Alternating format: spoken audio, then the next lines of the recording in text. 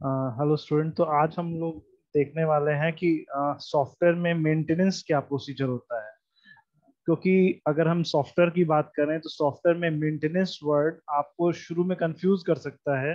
क्योंकि स्टार्टिंग में हम लोग जब पढ़ रहे थे सॉफ्टवेयर में, तो हम लोगों ने देखा था कि सॉफ्टवेयर एक ऐसा फीचर होता है जो टीयर डाउन नहीं होता है। मतलब अगर you have design something in the software, then you do not expect to change it with time और बाय इटसेल्फ। मतलब हम ये नहीं सोचते कि अगर हमने कोई प्रोग्राम की लाइन लिखी है, current if it is running properly now, then you don't expect that some kind of new error will generate automatically in that code, because hardware के साथ ये चीज होती है कि हमारी हार्डवेयर में कोई चीज स्टार्टिंग में फंक्शन कर रही हो, जैसे गाड़ी में आपका ब्रेक शुरू में अच्छे से लग रहा हो, लेकिन हो सकता है आपने गाड़ी ज्यादा चला ली हो। It's possible that with in 2 or 3 years the brake start reducing and the grip of the brake on the wheel get loose। And इससे क्या होता है, ब्रेक आपकी गाड़ी के समय के साथ थोड़े ढीले पड़ जाते हैं, because with time the brake brake क्या होता है, टीयर डाउन होता है। तो सॉफ्टवेयर हार्डवेयर में तो ये हमें वेयर आउट टीयर आउट होना कोई चीज समझ में आती है। But in case of software, if you run a program 1000 number of time, you can't expect कि some line will change automatically. तो ऐसा उसके अंदर सॉफ्टवेयर में हमारे नहीं एक्सपेक्ट होता और होता भी नहीं है। Then if nothing will be tear down, then what is the maintenance in the software? तो एक क्वेश्चन अराइज होता है कि अगर आपके सॉफ्टवेयर में the nothing tears down, then what is the meaning of the maintenance in terms of software. तो software में मेंटेनेंस का क्या मतलब है, क्या पर्पस है। तो फर्स्ट ऑफ ऑल हम लोग को समझना होगा कि सॉफ्टवेयर में मेंटेनेंस क्यों है, और उसके बाद what are the different type of the maintenance. तो इसमें हम लोग मॉडिफिक जैसे सॉफ्टवेयर में ये होता है, सॉफ्टवेयर आपके कोड नहीं टीयर डाउन होते हैं। प्रॉब्लम ये आती है कि विथ टाइम द टेक्नोलॉजी या पैरेलल टेक्नोलॉजी चेंजेस, और the environment on which software runs changes. For example, compiler, the hardware, operating systems, or the language, the some new efficient language comes। और ऐसा होता है कि sometime user needs some more requirement from the software। Initially he has defined only suppose 5 requirement, but with time he has specified that he wants 3 more requirements। Then in that case you need to modify or maintain software with time, because the time and technology, with times the technology and the hardware, in terms of hardware and software both evolve। तो हमारे change होते रहते हैं, तो उन change आने वाले changes को हम लोग को क्या करना पड़ता है, देख करके अडॉप्ट करना पड़ता है और उसके हिसाब से मॉडिफाई करना पड़ता है। And some time it happens that you have not analysed one particular case, कि कभी आपने कोई पर्टिकुलर केस उस सॉफ्टवेयर के रिगार्डिंग आपने चेक नहीं किया, और वो केस आपको बाद में मिला, and because of that you need to modify. जैसे कि क्या हुआ, कुछ गवर्नमेंट पॉलिसीज भी होती है, आप लोगों को पता होगा कि कुछ समय पहले all the European countries has agreed had have agreed for one common European currency, euro. उन्होंने क्या किया, उन्होंने अपनी कंट्री में एक कॉमन करेंसी, जिसको हम लोग क्या कहते हैं, यूरो कहते हैं, उसको इवॉल्व किया।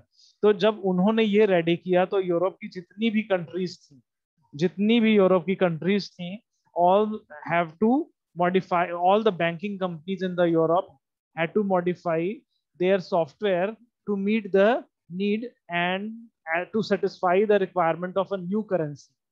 तो उसके लिए उनको अपने सॉफ्टवेयर को क्या करना पड़ा, इवॉल्व करना पड़ा। Initially they have design the software in terms of the local currency. Suppose Italy में आपका वो चलती थी, पीसो चलता था आपका, जर्मनी में आपका फ्रांस में फ्रैंक चलता था। तो सब country, all the country European country had different currency, but they agreed upon one common currency that's called euro, and they decided that in between the European country the currency of exchange currency would be euro। तो आपका सारे banking software they're correct by themselves, तो वो सही थे शुरू में, सही जो रिक्वायरमेंट थी सही बनी, but a new requirement arised, and because of which they need to modify their software। तो उनको अपने सॉफ्टवेयर को मॉडिफाई करना पड़ा। तो ये आपको मैंने एग्जांपल दिया, जैसे कि एक अपने सिनेरियो या एनवायरनमेंट के अकॉर्डिंगली चेंज होते रहते हैं। तो हमारे ये चेंजेस होते हैं कई तरह के होते हैं। अब हम लोग देखेंगे what are the different conditions because of which we need to maintain, upgrade or modify or extend our software. All these activity are termed as the maintenance of the software. तो ये, और for example development take only 1 or 2 years। अब आपको लगेगा कि software में बड़े project होते हैं तो it's it sounds very long period that they need 1 or 2 years to develop a software, but for maintenance period it is around 20 years। But maintenance के लिए सॉफ्टवेयर अराउंड 20 years तक हम लोग उसमें कुछ ना कुछ मॉडिफिकेशन एनहांसमेंट करते रहते हैं। तो हम कह सकते हैं डेफिनेशन में बोला जाए, टू एक्ट और keeping the expenditure required to keep an asset in condition to perform efficiently the service for which it is used. एक कोई चीज आपने जिस सर्विस को ध्यान में रख करके बनाई थी, उस सर्विस को फुलफिल करने के लिए आपको, कि वो उस सर्विस को प्रोवाइड करता रहे, उस सर्विस को प्रोवाइड करने के लिए आपको जो एक्सपेंडिचर करने पड़ते हैं, आपको जो परफॉर्म सर्विसेज प्रोवाइड करनी पड़ती हैं, वो सारी चीजें आपकी किसमें आएंगी, मेंटेनेंस में आपकी आ जाएंगी। तो अब इसके अंदर हम लोग देखेंगे कि इसमें कब कब होता है। कभी कभी आपके सॉफ्टवेयर की रिक्वायरमेंट परफॉर्मेंस को इंक्रीज करने की भी होती है। जैसे इनिशियली आपने जो सर्विस लॉन्च की, वो आपके 1500 के लिए एक लैन आप बना रहे हैं। तो शुरू में जब लैन बना, इंटरनेट बना, अलग अलग चीजें थी, सर्विस स्टैक, आपने पढ़ा होगा IPv4 IPv6। जैसे IPv4 बना था तो आपने देखा कि वो एक कस्टमर बेस के लिए ठीक था, 32 बिट में काम चलता था। बाद में आपको IPv6 में आने लगा, because the number of people who use started using internet became so large that IPv4 was not sufficient to handle that। तो हमको IPv6 पे जाने पड़ा, और भी बहुत सी सर्विसेज एनहेंस्ड हुई। तो आपको नए सॉफ्टवेयर को अपने मॉडिफाई करना पड़ेगा IPv6 के हिसाब से। और ये सब चीजें होती हैं टू इम्प्रूव द परफॉर्मेंस और टू करेक्ट द फॉल्ट्स। तो कुछ फॉल्ट्स होते हैं, जैसे अगर आपकी लगातार रिक्वायरमेंट आ रही है तो उसको आप देखिए दो तरह से सॉल्व करते हैं। एक तरीका होता है जिसमें होता है we fix the problem in hurry। तो when we fix the problem in hurry, it causes the multiple problem or some poor perform create or affect the performance of the other module which are related with it। लेकिन उस समय में आपके पास time कम है, you just fix that। मान लीजिए आपके पास क्या हुआ, अगर आपके पास एक गाड़ी में, आपको मैं बार बार गाड़ी का एग्जांपल देता हूँ। तो मान लीजिए आप चलते हैं आपने बाइक से चलते हैं। अब बाइक में क्या हुआ, आपका एक बार पंचर हुआ, 2 बार पंचर हुआ, 4 बार पंचर हुआ, आफ्टर अराउंड 6-7 पंचर या 10 पंचर्स, आपकी गाड़ी क्या हो जाएगी, it will start creating problem to you. ये चलेगी, आपकी बाइक चलेगी, लेकिन the problem will arise that whenever you go for a long drive, it is quite possible, or there would be high probability of meeting an कह सकते हैं meeting an accident और meeting a breakdown while you are traveling to some important place। तो मान लीजिए बहुत जो दूर है, आपकी कहीं जगह जा रहे हैं, तो आप कहीं दूर जाने के लिए गए हैं, तो ऐसे पंचर्स आपके सॉफ्टवेयर में भी होते हैं। If you are making patch arrangement at too many places, तो आफ्टर कुछ टाइम आपको होता है you need to redesign the code. तो आपको बोला जाएगा टायर को रिप्लेस करिए। क्यों होगा कि अगर आपने अपने पैचेस को, छोटे छोटे पैचेस को बना के, आपने इसको पैच कहते हैं मेंटेनेंस में, आपका एक फॉल्ट रिमूवल होता है और एक पैच होता है। पैच क्या होता है, करंटली उस मेजर प्रॉब्लम को तो सॉल्व कर देता है, पर उससे उसके अंदर there is increases the possibility of the few more errors into the other modules और इन द सेम मॉड्यूल। तो इस चीज को हम लोग कहते हैं, इस वजह से भी करेक्शन फॉल्ट्स। तो पैचेस ज्यादा सॉफ्टवेयर में आएंगे तो आपको सॉफ्टवेयर को मेंटेनेंस करके रीडिजाइन भी करना पड़ सकता है। और एक होता है टू अडॉप्ट द प्रोडक्ट, वो तो मैंने आपको समझा ही दिया है। अब इसमें हम लोग देखेंगे अब कितने तरह के होते हैं। तो इसमें देखिए 6 पर्पस ऑफ मेंटेनेंस। हम, मैंने आपको भी डिस्कस, यही सब डिस्कस कर रहा था कि हमारे प्रोडक्ट में कई बार होता है, कुछ प्रोडक्ट्स आपके होते हैं कि आपका सॉफ्टवेयर का साइज बहुत बड़ा है, आपको क्या करना है, सॉफ्टवेयर को हल्का बनाना है। जैसे कि फेसबुक आपका बहुत हैवी सॉफ्टवेयर है, उसका एक लाइट वर्जन भी आता है आपका। तो आपका लाइट वर्जन इसलिए होता है कि nowadays people use a lot of application on their phone, तो that's why they can not store a very heavy software. या इट इज वर्किंग, मान लीजिए वो सॉफ्टवेयर आपका it is working properly on phone when there are only 20 applications, but it stop performing, or it starts to give fewer performance when the number of application increases by more increase to number of 40. तो मान लीजिए आपका कोई number 30-40 application के बाद, तो आप उसका लाइट वर्जन आपको करना पड़ेगा। तो वो भी मेंटेनेंस में ही आएगा कि आप सॉफ्टवेयर को लाइटर वर्जन में बना रहे हैं, अपने सॉफ्टवेयर को आप ज्यादा हैवी नहीं बना रहे हैं। और आप अपने सॉफ्टवेयर की रिलायबिलिटी, जैसे मैंने बोला पैचेस हैं, रिस्क हैं, उसमें कुछ सिक्योरिटी थ्रेट्स आपके एग्जिस्ट हो सकते हैं, तो भी आपको अपने सॉफ्टवेयर को मेंटेन करना पड़ेगा कि if a new kind of error is arising or there is a possibility of error in the software, then you should make sure that this satisfy or this is secure with the new threat. तो आपको वहां पे भी maintenance करना पड़ेगा, मतलब new virus threat से करना पड़ेगा, अपने सॉफ्टवेयर की ऑपरेटिंग कॉस्ट को कम करने के लिए भी करना पड़ेगा, डिफेक्ट एलिमिनेशन के लिए करना ही पड़ेगा, और अपना थ्रूपुट बढ़ाने के लिए भी हम लोग को सॉफ्टवेयर में ये काम करना पड़ेगा कि हमारे सॉफ्टवेयर का एफिशिएंसी बढ़े। जैसे कि आप लोग का कुछ सर्विस थी, जैसे सॉफ्टवेयर आपने इनिशियली लॉन्च किया तो उसका कस्टमर बेस बहुत कम था, बट उसके बाद आपका टाइम के साथ कस्टमर बेस अगर बढ़ने लगेगा, then definitely you need more resources or you need advanced code that is more efficient or in far take less time to run. तो इससे आपका सॉफ्टवेयर थोड़ा ज्यादा लोगों को प्रोसेस कर पाएगा।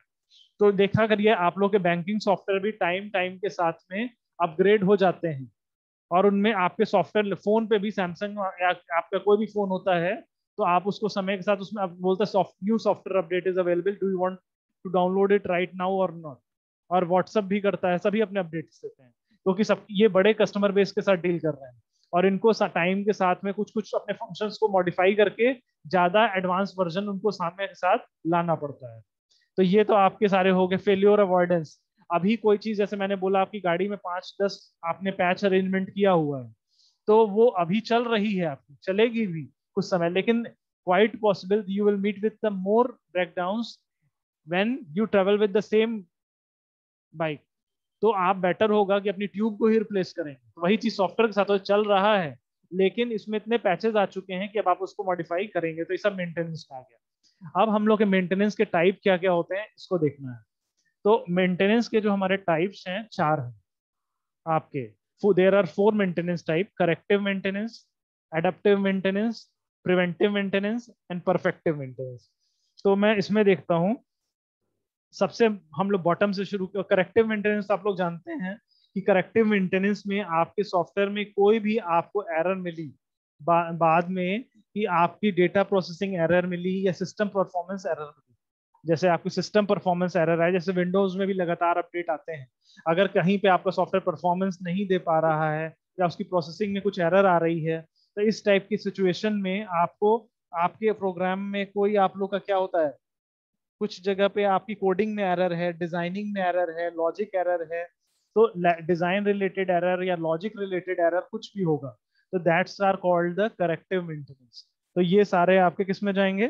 करेक्टिव मेंटेनेंस में जाएंगे। आप उन गलतियों को ठीक कर रहे हैं, जैसे डिजाइन में अगर आपको डिजाइन पहले से बेटर को डिजाइन हो सकता था, आईएफ वैल्यू या आपने पढ़ा कोएशन कोपलिंग, उसको कम करने का एक तरीका आपको मिला, तो आप उसको बेटर है उसको परफॉर्म कर देंगे, तो इससे आप लोग को करेक्टिव मेंटेनेंस कहते हैं। अब सेकंड है आपका एडाप्टिव मेंटेनेंस। एडाप्टिव मेंटेनेंस में जब भी आप सॉफ्टवेयर को रन करते हैं, तो सॉफ्टवेयर के साथ एक उसका हार्डवेयर का बेस होता है, उसको जैसे कंपाइलर, ऑपरेटिंग सिस्टम या उसके अंदर कोई जिस हार्डवेयर प्लेटफॉर्म पे वो रन कर रहा है, तो वो अगर बदल रहा है, सॉफ्टवेयर अपनी जगह बिल्कुल ठीक काम कर रहा है, लेकिन जिस एनवायरनमेंट में सॉफ्टवेयर काम कर रहा है दैट इज चेंजिंग।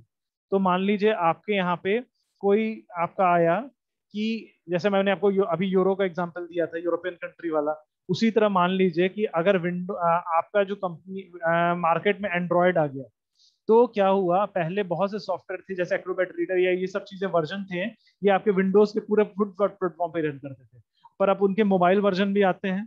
अगर वो मोबाइल पे रन कर रहा है, अगर मार्केट में आपके एंड्रॉयड आया, तो सारे सॉफ्टवेयर को अपने एंड्रॉयड वर्जन रिलीज करने पड़े, ताकि वो इरेलीवेंट ना हो जाए, क्योंकि ज्यादा से ज्यादा लोग अब फोन के बजाय, अरे लैपटॉप या डेस्कटॉप के बजाय ज्यादा टाइम मोबाइल पे बिताने लगे, और वो मोबाइल पे काम करने में दे आर मोर कंफर्टेबल। तो चाहे वर्ड हो, अगर आप नॉर्मल वर्ड को विंडो पे इस पे डालेंगे तो वो नहीं होगा, उसका एक अलग वर्जन आता है जो मोबाइल पे रन करता है, उतना उसमें सारे फीचर नहीं होते। आप जो MS वर्ड या ये वो चीज रन करते हैं, आपके डेस्कटॉप पे इंस्टॉल होने वाले सॉफ्टवेयर के मुकाबले वो चेंज होता है। और अगर उसमें अगर कल रातों रात में कोई नया चीज चेंज कर दिया जाए तो आपको उसको चेंज करना पड़ेगा। कंपाइलर कोई चेंज हो जाए, अगर कोई नई लैंग्वेज आ जाए, उसके उसमें आपके पेजेस डिजाइन होने लगे, सारे वेब पेज, तो आपके सब रिलेटेड हैं आपस में सॉफ्टवेयर, तो आपके सॉफ्टवेयर को भी उसके करस्पॉन्डिंगली अपना अपग्रेड या एड ऑन फीचर या उसमें कुछ अपडेट, वो अपडेट करके आता है, इसको अपडेट करेंगे तो कुछ फीचर आपके सपोर्ट नहीं करेंगे। फिर आपका एक होता है परफेक्टिव मेंटेनेंस। मैं प्रिवेंटिव का भी छोड़ रहा हूँ, क्यों क्यों छोड़ रहा हूँ मैं बताता हूँ। तो परफेक्टिव मेंटेनेंस में होता है कि शुरुआत में आपकी रिक्वायरमेंट जैसे होता है ना, जितना आपको मिलता है उससे ज्यादा एक्सपेक्टेशन बढ़ जाती है। जितना आपको डिफाइन रिक्वायरमेंट मिली थी आपने उतना सब कुछ बना दिया। परफेक्टिव में ये होता है अब आपने अपनी रिक्वायरमेंट को ही, कस्टमर ने अपनी रिक्वायरमेंट नहीं बढ़ा दी, उसने बोल दिया, मान लीजिए बैंक से अभी सॉफ्टवेयर काम करता था, इंटरनेट बैंकिंग चलती थी, अब नहीं मुझे फोन बैंकिंग भी चाहिए।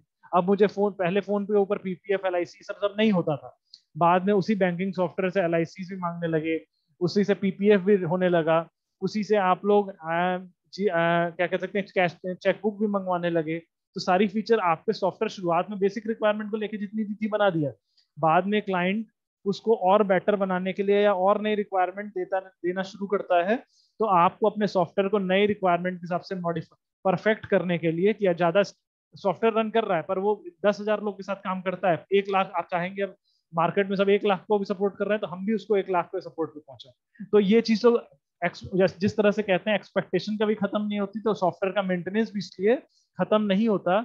और जो टीम लगी रहती है वो कॉन्ट्रैक्ट पे लेके, जो जिसने डेवलपर ने बनाया है वही मेंटेनेंस करता है। तो सॉफ्टवेयर आपका, आप लोग सोचते होंगे कि की कंपनी में क्यों रिक्वायरमेंट होती है, वो डेवलपर लगातार उसी सॉफ्टवेयर के किसी न किसी अपग्रेड पे काम करते रहते हैं 15-20 साल तक, और वो उनके लिए लॉन्ग रन तक पैसा देते रहेंगे क्योंकि मेंटेनेंस कॉस्ट को देनी पड़ेगी उन सॉफ्टवेयर को। तो कंपनीज को लगातार पे करना पड़ता है बैंक को कि वो जो सॉफ्टवेयर यूज कर रहे हैं।